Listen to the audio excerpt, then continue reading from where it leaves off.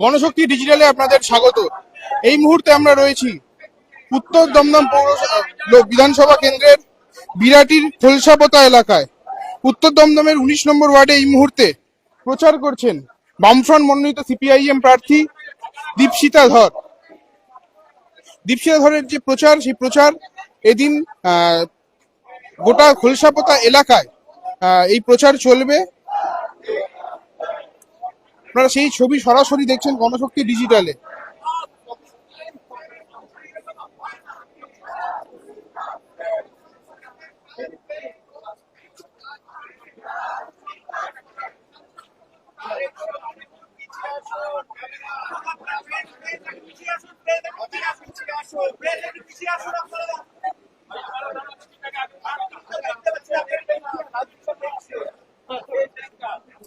একটু সামনেটা ছেড়ে দিয়ে যারা ছবি তুলছেন ছেড়ে দিন, সামনেটা প্রার্থীকে দেখতে দিন।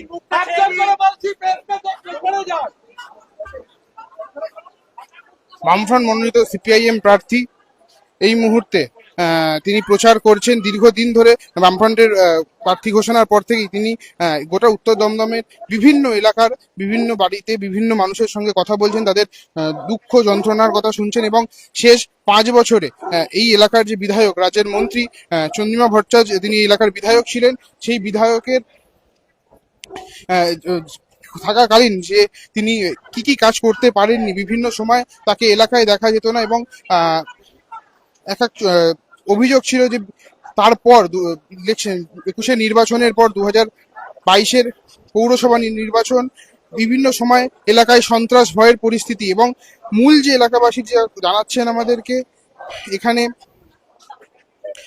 নিকাশির সমস্যা, রাস্তাঘাটের সমস্যা ইত্যাদি সমস্যা রয়েছে এবং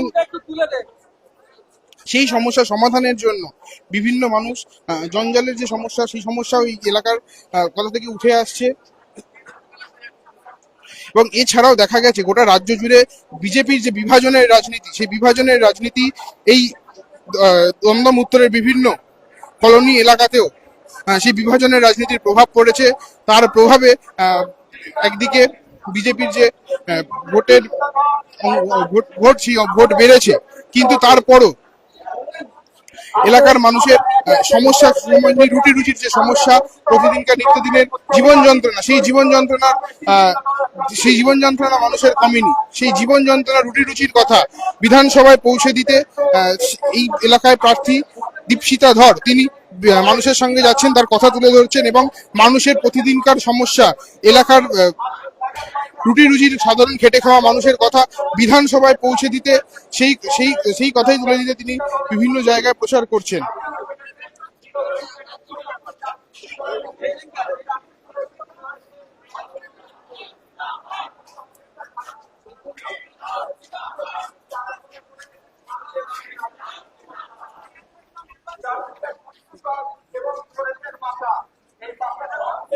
দীপশিতা প্রচারে কেমন সাড়া পাচ্ছ?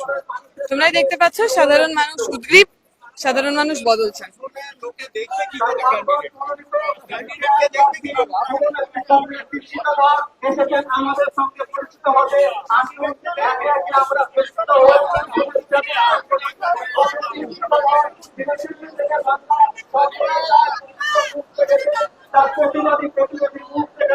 এই প্রতিবাদী পরিচক্রমের দীপশিতা ধর আজ আমাদের মধ্যে উপস্থিত হতে চলেছেন। আসুন আমরা একে একে দীপশিতা ধর প্রচার করছেন এবং মানুষের যে তাকে ঘিরে যে উত্তেজনা, সেই উত্তেজনা, মানুষের যে তাকে ঘিরে যে উন্মাদনা, সেই উন্মাদনা দেখা যাচ্ছে।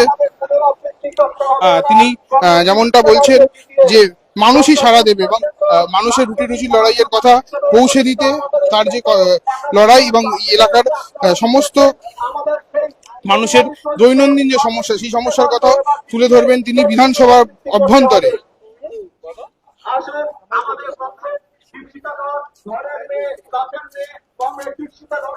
আমরা একে একে পরিচিত হই, শুভেচ্ছা বিনিময় করি। আপনারা দেখেছেন বিগত দিনের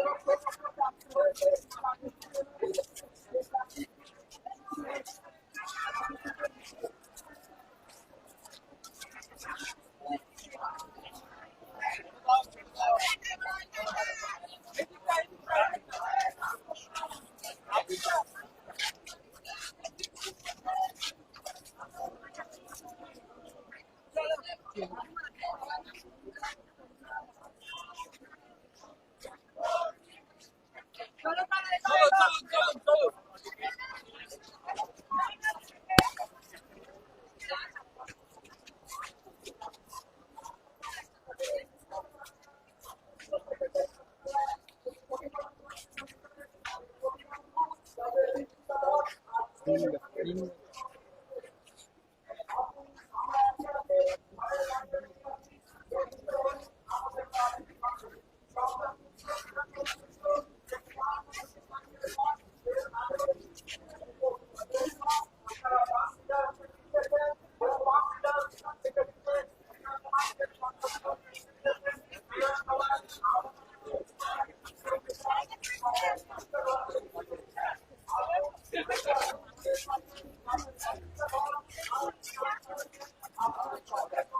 গোটা রাজ্য জুড়ে বামফ্রন্টের যে বাংলা বাঁচানোর যে লড়াই, সেই লড়াই বাম ও বাম সমর্থিত বিভিন্ন যে প্রার্থী রয়েছে, বিভিন্ন বাম দল রয়েছে, গণতান্ত্রিক শক্তি, সকলকে একত্রে করে বারংবার যেটা সিপিআইএম সহ বামপন্থীরা বারবার ওরা রাজ্য জুড়ে বামপন্থার পুনরুত্থান এবং বামপন্থীদের পুনর্জাগরণের জন্য বাংলার স্বার্থে, বাংলার মানুষের স্বার্থে সেই তার লক্ষ্যেই লড়াই করা এবং এলাকার মানুষের প্রতিদিনের দৈনন্দিন সমস্যার কথা তুলে ধরার কথাই তিনি বারংবার এই একই বার্তা এই গোটা উত্তর দমদম জুড়ে সিপিআইএম প্রার্থী মানুষের সঙ্গে কথা বলে সেই বার্তাই তুলে ধরছেন এবং রুটি রুজি লড়াইয়ের যে প্রসঙ্গ সেই কথা বিধানসভায় যাতে ওঠে, মানুষের প্রতিদিনকার জীবন যন্ত্রণার কথা যেমন ওঠে তেমনটাই সেই কথাই তুলে ধরার জন্যই এই লড়াইয়ের কথা তিনি বলছেন।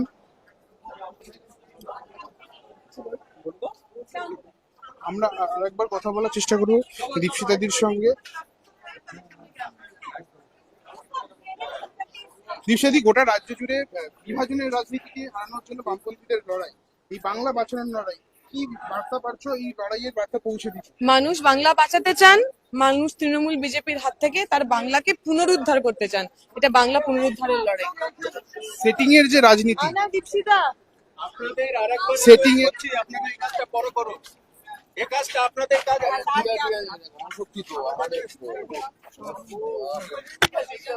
সেটিং এর যে রাজনীতি, সেই সেটিং এর রাজনীতিকে হারানোর জন্য দীপশিতা আলাদাভাবে এখানে বিভিন্ন যে স্থানীয় যে ইস্যু, সেই ইস্যুকে কিভাবে অ্যাড্রেস করছো? আমরা বলছি যে এর একটা বিকল্প লাগবে। শুধু মানে প্রতিশ্রুতি, মিথ্যে প্রতিশ্রুতি দিলে হবে না, প্রপার প্ল্যানিং প্রয়োজন। আমার নাম দীপশিতা, আশীর্বাদ করুন। প্রার্থী একটা পলিসিগত দৃষ্টিভঙ্গি প্রয়োজন, পরিবর্তন প্রয়োজন। পুরসভা, এমএলএ, এমপি হওয়াটা শুধু টাকা কামানোর জন্য না, মানুষকে পরিষেবা দেওয়ার জায়গা। একদমই তাই। যেমনটা দীপশিতা বলছেন যে দুর্নীতি মুক্ত প্রশাসন এবং এই প্রশাসনের যে মানুষের যে বার্তা, মানুষের যে প্রতিদিনকার জীবন সংগ্রামের কথা, সেই কথা তুলে ধরতে একাদিন এই কথাই তুলে ধরবেন তিনি বিধানসভার অন্দরে এবং